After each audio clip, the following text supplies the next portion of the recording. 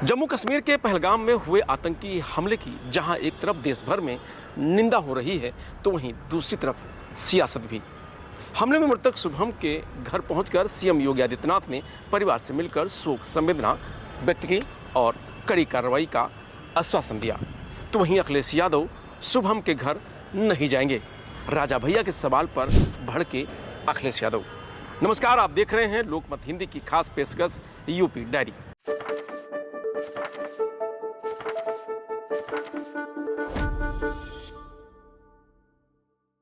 पहलगाम आतंकी हमले में मारे गए कानपुर के शुभम द्विवेदी का राजकीय सम्मान के साथ अंतिम संस्कार किया गया। चाचा नरेंद्र ने मुखाग्नि दी, पिता बगल में खड़े होकर रोते रहे। गुरुवार सुबह 11 बजे जब घर से ड्योढ़ी घाट के लिए शव यात्रा निकली तो पत्नी सैन्या चीख पड़ी। पत्नी ने 2 दिन से अपने पति की शर्ट पहन रखी थी। उन्होंने वह शर्ट उतारी, उसे सीने से लगाया, फिर फूट फूट कर रोने लगी। यह देखकर वहां मौजूद लोगों की आंखें भर आईं। शव यात्रा में शामिल लोगों ने पाकिस्तान मुर्दाबाद के नारे भी लगाए। तो वही सपा प्रमुख अखिलेश यादव पहलगाम आतंकी हमले की निंदा करते हुए कहा कि कानपुर में शुभम द्विवेदी के घर नहीं जा रहे हैं। भाजपा वहां कुछ भी करा सकती है, इसलिए सावधान रहना चाहिए। जब मैं मुख्यमंत्री था तब एक फौजी के यहाँ गया था, उस कमरे में आरएसएस के लोग बैठे हुए थे। उन्होंने क्या करवाया था आप पता करवा लीजिए। शुभम को पहलगाम में आतंकवादियों ने पत्नी ऐश्वर्या के सामने गोली मार दी थी। गुरुवार सुबह शुभम का अंतिम संस्कार कानपुर में किया गया। सीएम योगी शुभम के घर पहुंचे थे। वहां पत्नी ऐश्वर्या ने योगी से रोते हुए कहा कि बड़ा बदला चाहिए। पहलगाम आतंकी हमले पर अखिलेश ने कहा कि सरकार कड़ी कार्रवाई करे, क्योंकि आतंकवादी का कोई धर्म नहीं होता है। उनका मकसद लोगों में डर पैदा करना होता है, देश और प्रदेश के कारोबार को रोकना होता है। जब पैसा प्रोपेगेंडा पर खर्च होता है, वह अगर सुरक्षा पर खर्च होता तो यह घटना शायद नहीं होती। तो वहीं राजा भैया के सवाल पर अखिलेश यादव ने कहा कि हम नहीं पहचानते। राजा भैया ने कश्मीर में टूरिज्म को बाइकआउट करने की बात कही है। इससे जुड़े सवाल पर अखिलेश यादव ने कहा कि मेरा उनसे कोई परिचय नहीं है।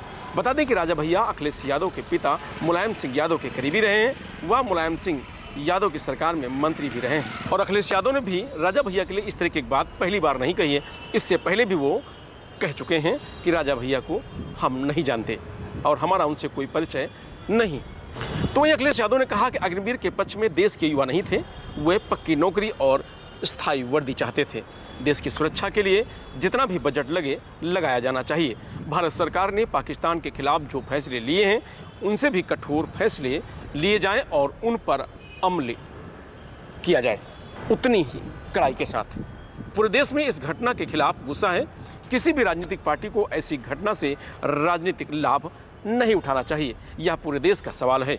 दिल्ली सरकार की जिम्मेदारी है कि फेक न्यूज़ या ऐसी खबरें जिनसे सुरक्षा को खतरा हो सकता है उन्हें रोकें। पीएम के भाषण पर कहा कि कड़ा कदम उठाएं। गुरुवार को प्रधानमंत्री ने बिहार में रैली की। उन्होंने कहा कि आतंकवादियों को मिट्टी में मिलाने का समय आ गया है, कल्पना से भी बड़ी सजा मिलेगी। इस पर अखिलेश यादव ने कहा कि पीएम कड़ा कदम उठाएं। उम्मीद नोटबंदी से भी बढ़ी थी और धारा 370 हटाने से भी, लेकिन सरकार क्या कर रही है? आतंकवाद रोकने की जिम्मेदारी सरकार की थी।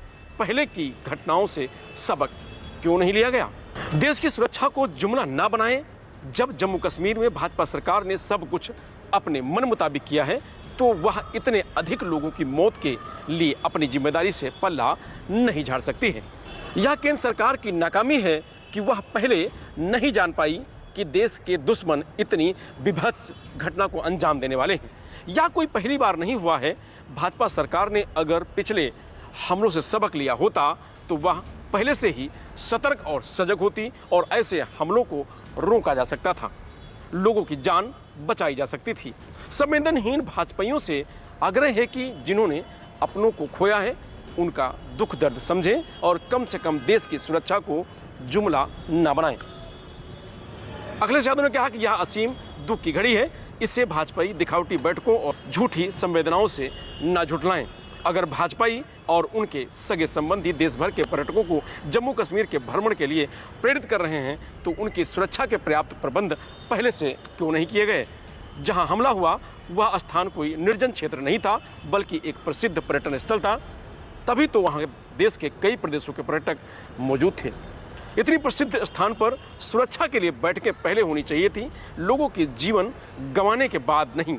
यह भाजपा सरकार की रणनीतिक चूक है, लेकिन इससे उन भाजपाइयों को क्या फर्क पड़ता जो स्वयं तो सुरक्षा के कई घेरों में चलते हैं, लेकिन देशवासियों को मौत के मुंह में धकेल देते हैं। अखिलेश यादव ने कहा कि अगर भाजपा सरकार यहाँ बहाना बनाना चाहती है कि हमारे पास सुरक्षा बलों की कमी है, तो इसके लिए भी वही जिम्मेदार है। सुरक्षा बलों की संख्या घटाकर दोयम दर्जे की उपकरण, अस्त्र शस्त्र और शुद्ध वाहन खरीदकर और अग्निवीर जैसी योजना लाकर भाजपा ने जो देश की सुरक्षा से समझौता किया है, वह क्षम्य नहीं है। इस घटना के प्रतिशोध का कोई भी दावा अब जनता को बहका नहीं सकता, क्योंकि कोई भी प्रतिक्रिया मृतकों को वापस नहीं ला सकती है। जिन परिवारों ने जो खो दिया वह खो दिया। सच तो यह है कि ना तो देश की आज़ादी में भाजपाइयों और उनके संगी साथियों का कोई योगदान था, ना ही वे आज़ादी को बचाने में कोई योगदान दे रहे हैं। लाख माफ़ी मांगने पर भी भाजपाइयों और उनके सगी साथियों को ना तो भारत का इतिहास माफ़ करेगा और ना भविष्य। भाजपा ने जम्मू कश्मीर के बेहद दर्दनाक हादसे पर बचकाना विज्ञापन छापकर साबित कर दिया है कि भाजपाइयों की संवेदना उन लोगों के प्रति शून्य है जिन्होंने अपना जीवन खोया है, जिनके परिजनों पर दुखों का पहाड़ टूटा है। भाजपा आप चाहे यह विज्ञापन हटवा दे, लेकिन उसका यह पाप उसके कट्टर समर्थक तक माफ नहीं करेंगे। भाजपा हमेशा आपदा में अपनी सत्ता और सियासत के लिए अवसर ढूंढती है। भाजपा अपनी सत्ता के सिवा किसी की सगी नहीं। फिलहाल आज यूपी डायरी में इतना ही। कल फिर मिलेंगे नई खबरों के साथ। नमस्कार, आप देखते रहिए लोकमत हिंदी।